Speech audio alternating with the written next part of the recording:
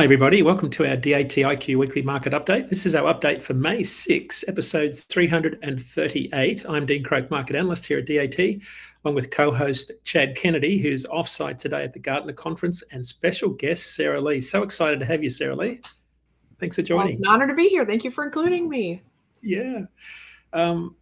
Chad, talk to us about where you are today. It's kind of a fascinating event. Yeah, I'm at the annual Gartner Supply Chain Conference, so I'm looking out over about 200, 300 booths, mostly technology companies that are serving the supply chain industry.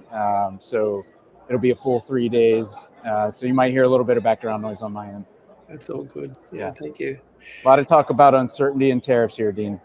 I bet. Yeah. Sarah, talk to us a little bit about what you do. Introduce yourselves to our audience. A lot of people won't have met you, or those that were on Radio Nemo with us back at Reads Across America will know you, but tell us a bit about yourself. Of course. My name is Sarah Lee.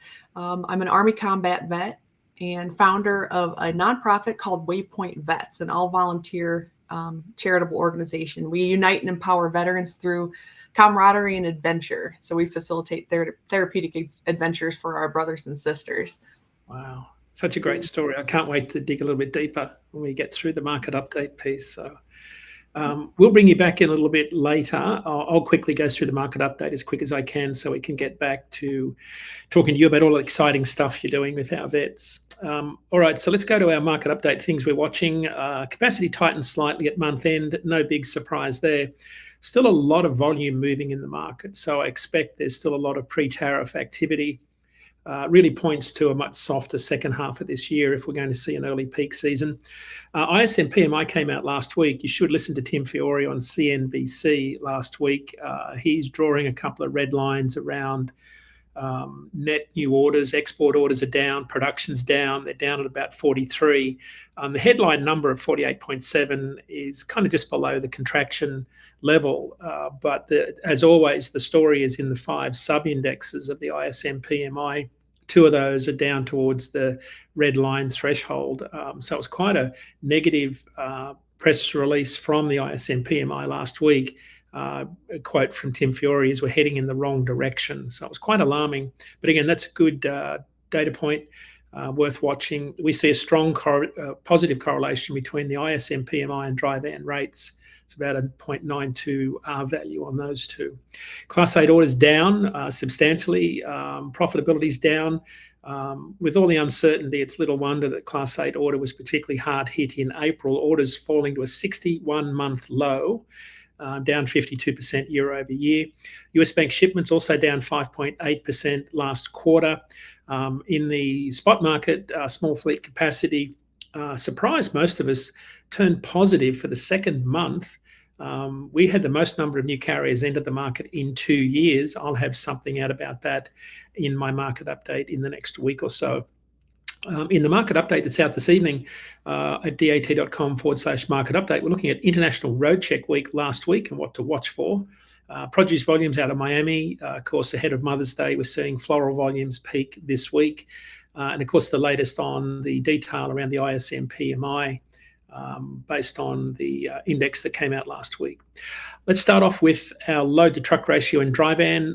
Dry van volumes mostly flat last week. Load to truck ratio, the second highest in 9 years for week 18. At 4.93, it was only surpassed by 2021. So pretty healthy dry van load to truck ratios. Refrigerated market dropped uncharacteristically last week. Load post volumes were down. Normally they increase at month end. Load to truck ratio down 7% to 8.75. And in flatbed, load post volumes were mostly flat last week. Capacity did loosen slightly. There was an increase in equipment posts as more carriers were looking for spot market loads. Load to truck ratio ended at 32.10 loads per truck, down 6% week over week. Having a look at some of our rate indices, dry van line haul rates up a penny per mile last week, sitting at about $1.62, 12% higher load volume at the end of month. At $1.62, line haul rates remain 6 cents a mile higher than last year. On our top 50 lanes, ranked by the volume of loads moved, carriers were paid an average of $1.90, also up a penny per mile. That's about 28 cents a mile higher than the national 7-day rolling average. And in our Midwest region, bellwether states, there's 13 of those. They accounted for 45% of the loads moved last week. Also has the highest correlation to the national average. Spot rates down a penny per mile on a 13% higher volume of outbound loads moved. Carriers were paid an average of $1.78. It's about 16 cents a mile higher in the Midwest compared to the national average. In the refrigerated market, although reefer capacity tightened slightly, the national average ended the week at about $1.92, up 2 cents a mile. There was a 2% week over week lift in produce volumes, according to the USDA, so that helped the market. Reefer spot rates are about 1 cent per mile higher than last year. Of course, this week we're seeing peak floral shipments out of Miami. Watermelon season is also starting to come online up near Lakeland. Spot rates out of Miami up 21 cents a mile last week to $2.16. Volumes up 15%. At $2.16 this week compared to last year, they peaked at $2.52 per mile last year. So a ways to go this week, but some incredibly good volumes for refrigerated carriers. And in flatbed spot rates were mostly flat last week, averaged $2.16 a mile. Volumes were up 17% week over week. Spot rates in flatbed are about 16 cents a mile higher than last year. So having a quick look at our 35-day forecasts, this is using our Ratecast product. The green is what Ratecast is predicting rates will be. It's bounded by some low and high case outlooks. The low case is in red. The higher case is in yellow or gold. And the blue line is the historical rolling average of loads moved over 550 miles, excluding fuel. Let's start with dry van. We're seeing a slight fallback from last week's more optimistic forecast. This spans the start of the shipping month. Mother's Day and then road check week next week, leading into produce season. So that's why you're seeing a little bit more optimism in the rates this week. Ratecast is expecting rates up 9 cents a mile to $1.71 by June the 6th. That'll be about 7 cents a mile higher than last year by the time we get there. In the refrigerated market, Ratecast is expecting rates to rise 8 cents a mile to $2 a mile by the end of the 35-day forecast, June 6. That'll have rates about 4 cents a mile higher than this time last year. Ratecast is looking pretty good there. So I think the green is fairly accurate for that, but you'll notice it starts to fall off towards the end of that forecast range. That's a little bit concerning. But again, produce season is not delivering at the moment the volumes that we'd like to see. Volumes are down compared to last year. National volumes are down 18% year over year. California's down 54% year over year as of last week. So produce season's off to a slow start. I hope it starts to deliver meaningful volumes, but it's not looking good at the moment, making that forecast look a little bit scary towards the end of that 35-day range. When it should be going up, it's starting to go down. And in flatbed, Ratecast expect rates up 5 cents a mile out to June 6, ending at about 222 at the end of the forecast range. That will have spot rates in flatbed 17 cents a mile higher than where they were last year. So that's the spot market. Let's go to Chad to talk about the contract market. Yeah, thanks, Dean. So as a reminder to our audience, everything that Dean just covered is from a broker to carrier spot perspective. So I'll cover shipper to carrier and broker perspective, which highlights a lot of the contract market. So this first graph here at the top in yellow is our spot premium ratio. This measures the premium for spot rates compared to contract rates. And you can see this trend going back to 2016. This is a great indicator of the market and how tight or loose it is.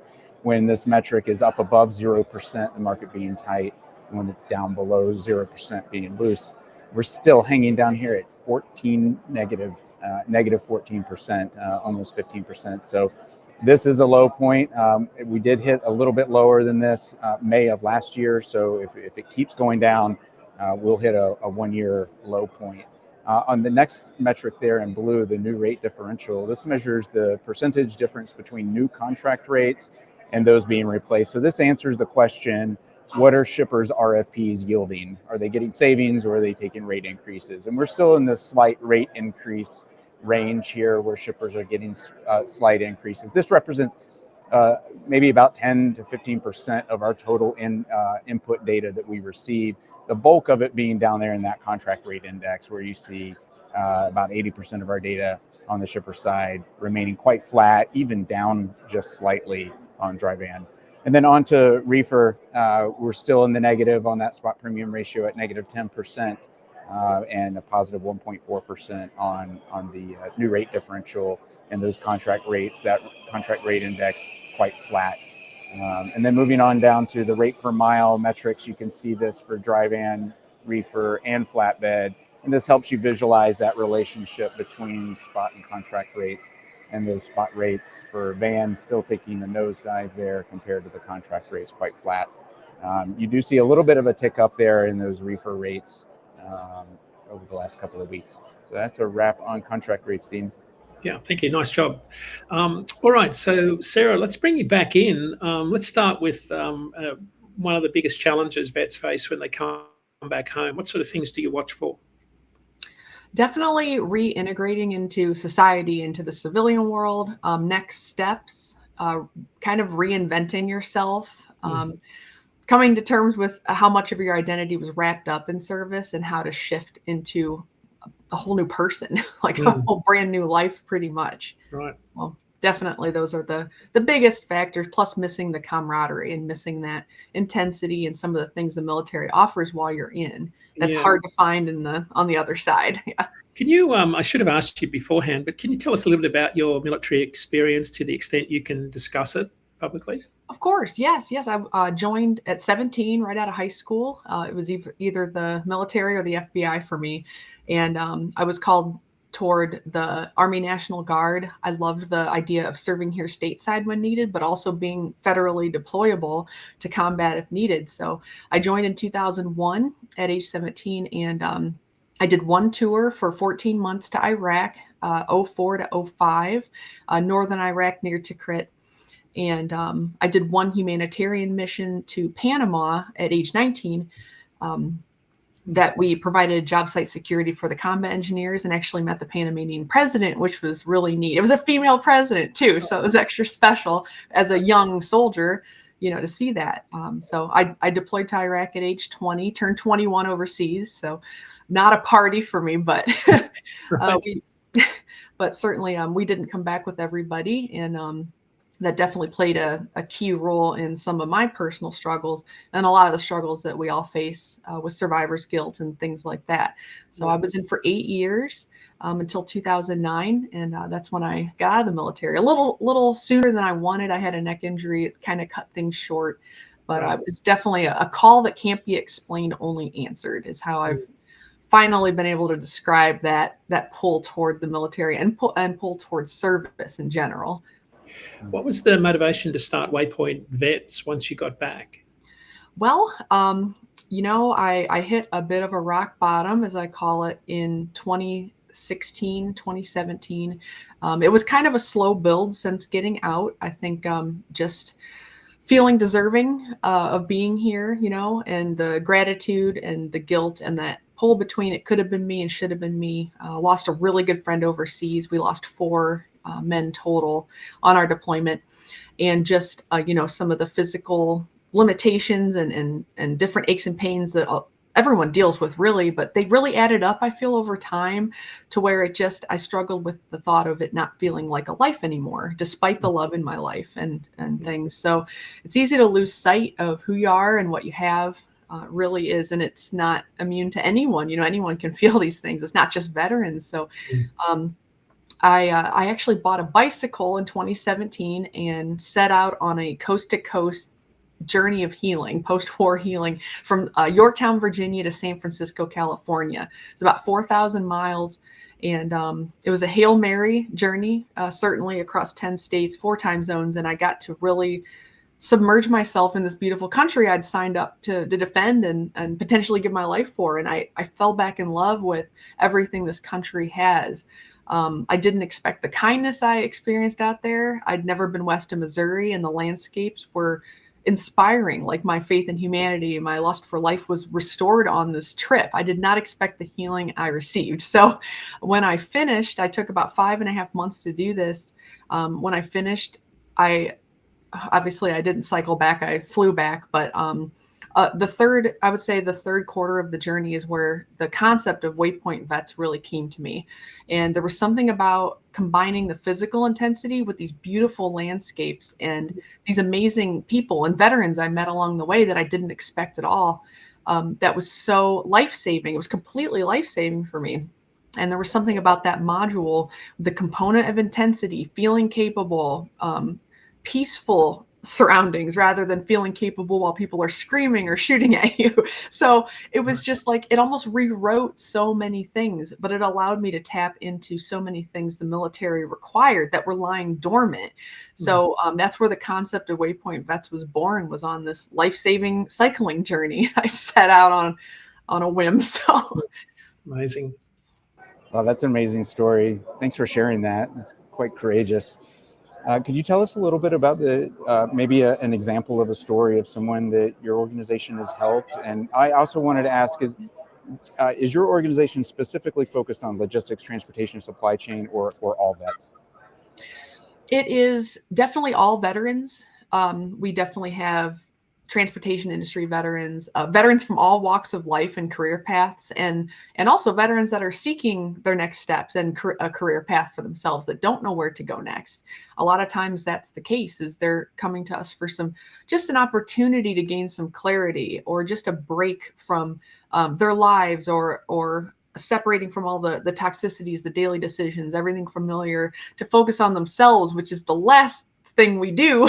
We're the last people on our list typically. So a lot of testimonials have mentioned the word life-saving, which is super humbling to me and relieving, because I'm like, yes, I'm not the only weirdo that these rappelling hundreds of feet or whitewater rafting or some of these things helps, and makes a big dent in. So it's been really humbling, like I said, to read these testimonials. There's certainly, in particular, our winter retreat, which is just after the holidays. There's something about the holidays that's tough on a lot of people. A lot of those times when you're supposed to be the happiest, sometimes the most stuff comes up. We're supposed to be happy, and it's like, what's wrong with me that I don't feel this joy? I can't manifest these feelings anymore once someone's experienced a trauma or a loss. And so having our winter retreat just after the holidays has been specifically life-saving. There's been several veterans that have made plans to take their life or recorded a video prior to the holidays, prior to being selected for that trip, that shared that video with me, that told me about that. Just having that trip to look forward to got them through the holidays, and really they changed their mind. And a lot of times our trips in their minds are, I'm going to give this one more chance. I'm going to do something, make myself the mission, which is what we push, that it's okay to do that. And it's wonderful what happens on the trips for them, because they put in work on these trips. They earn everything they gain. So it's really on them too. And the trips are only successful with everybody. It takes everybody, the team, the staff, the people who are generous in helping our trips happen, and the veterans who are brave enough to sign up. And Sarah, I was going to ask, this might be a little bit of a different question, but I've got 3 boys in our church that are, one just enlisted in the Marines and 2 are right behind him about to enlist. So right out of high school, 17, 18 years old. Any advice you'd give them as they think forward to 4 years out, reacclimating? Any advice you'd give to them? Yeah. So first of all, thank you for your service and for stepping up to the plate in this way. The Marines is no joke. I went through Army training and that was intense, so I can only imagine.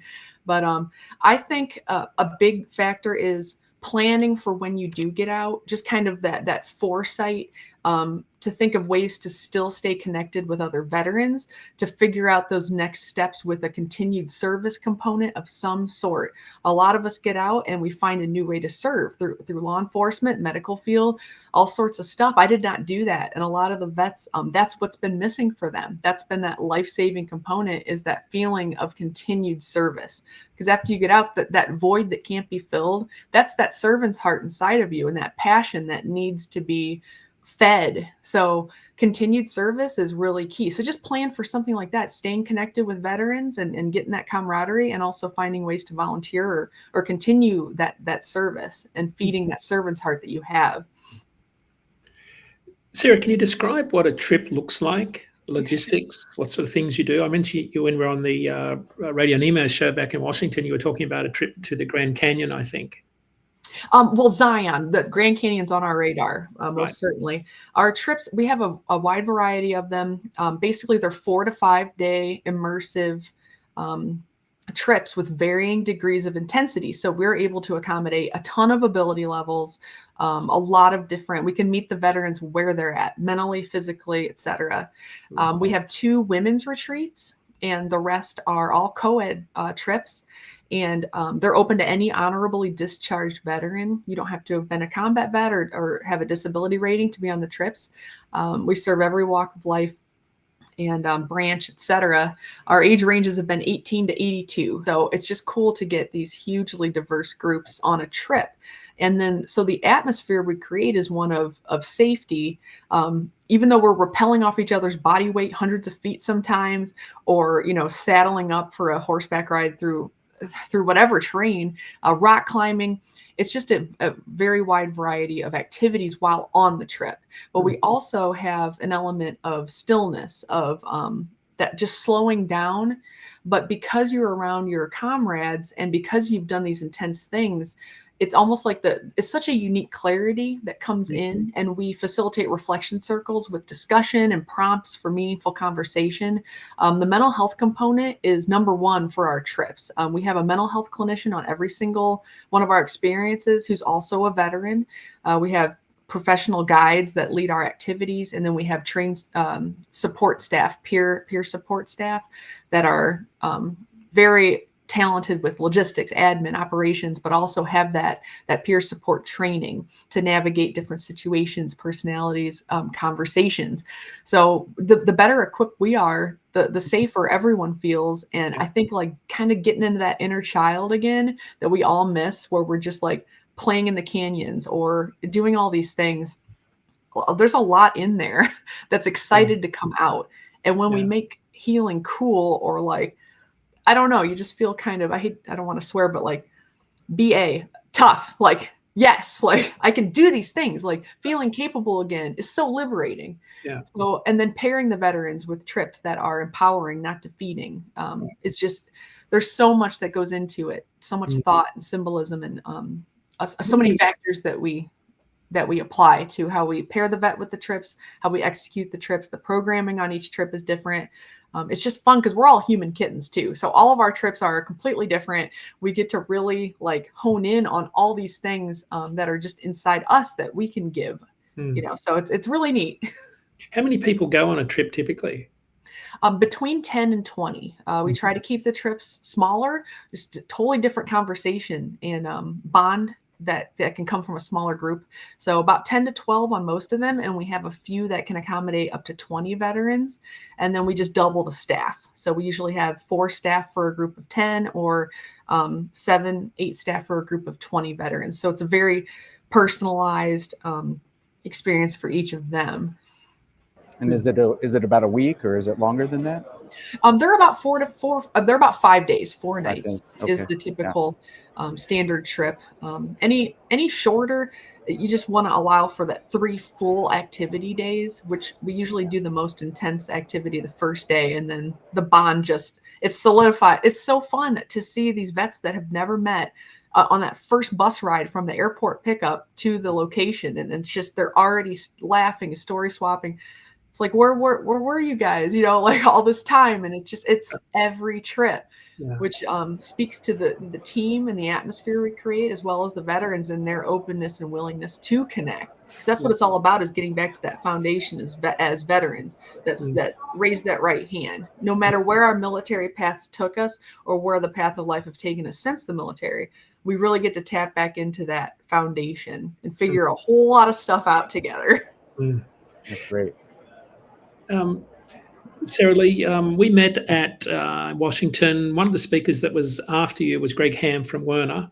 We met a lot of vets in the trucking industry. Can you talk a little bit about some of the challenges that you're aware of that folks in the supply chain might face that might be different to other industries? Yeah, certainly. We've done several trips with the transportation industry exclusively. We did a Zion trip, as well as a trip for 10 Vietnam vets in the transportation industry. We took them back to Vietnam for 9 days.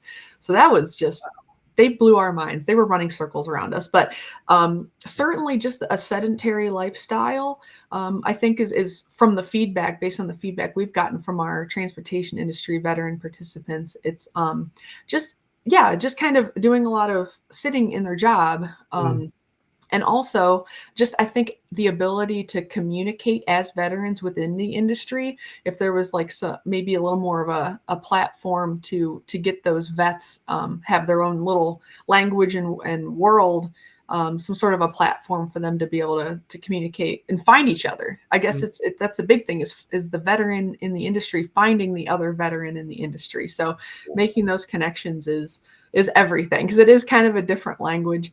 Also, I think just feeling understood, or folks like not being intimidated by maybe things that they've experienced or have powered through, but really understanding that the veteran brings a lot to the table. Like, we're going to show up on time. We're going to get the thing done no matter what the cost. Like, we're just going to, make it happen. And so yeah, I think those are some of the main things, but mostly just kind of feeling physically capable and things like that, and just the healthiness. I think the statistic I heard was the average life expectancy being in the low 60s, 61, 62 years old for the veteran truckers. So that's very low, and so it's been an honor to play any kind of part in kind of reintroducing these vets to their own bodies. And it's like, oh man, I can do this stuff. So that's pretty much some of the things that stand out. Coming up in our next show, we've got Peter Caratola from Ease Logistics, and then Brad Bentley from Fastport, Greg Ham from Werner next week. They're all what Jimmy Mack calls vet-ready companies.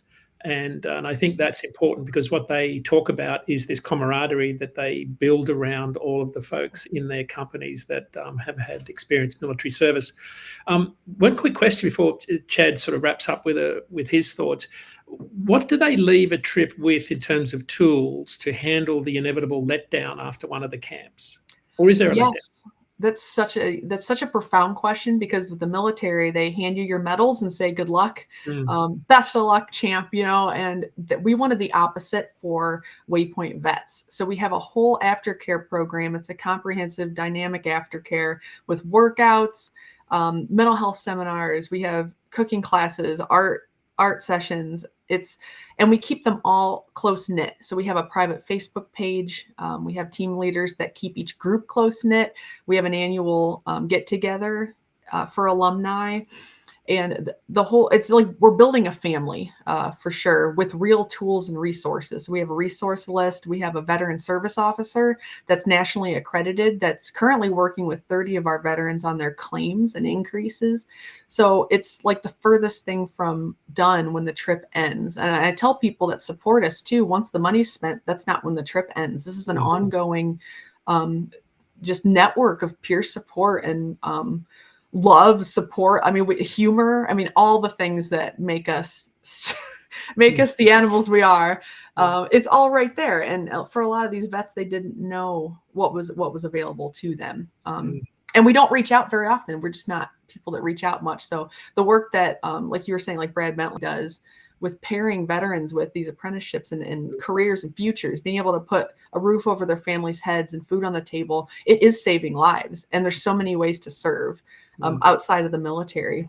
So everything that y'all are doing too, like updating, it's amazing what you guys are putting out data wise. I love data. I'm such a nerd, but I was just listening in awe. It's like there are people out there that really do care for people to be educated, informed, to feel good, and to be safe.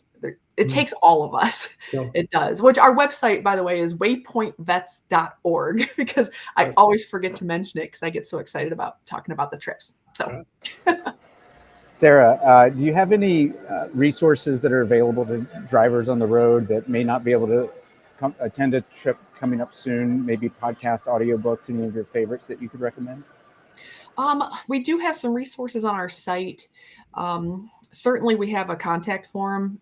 We can send resource lists and things like that. One of our team members is actually a full-time driver, very connected with women in trucking as well. And she's working on a very comprehensive resource list for the industry, as well as all veterans, but specifically with her being a driver. So that is something that's always a work in progress with us. The resources are constantly changing, but we send out our most recent resources and tips, tricks, advice, and things like that when all they have to do is fill out our contact form and show interest and then we know who to send it to. But certainly, and if you're a veteran, it's just on our website.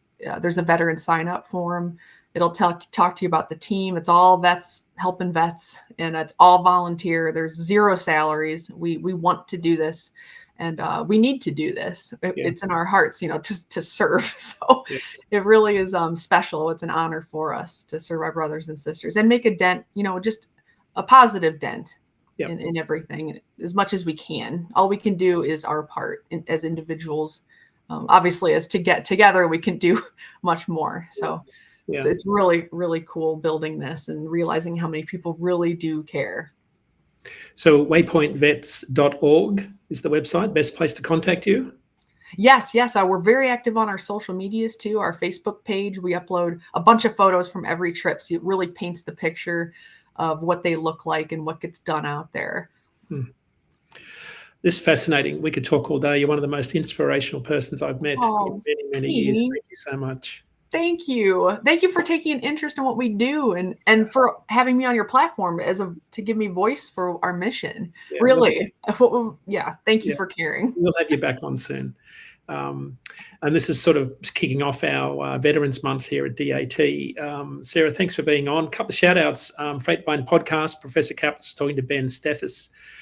He's Vice President of Managed Transportation at RXO. Really good discussion.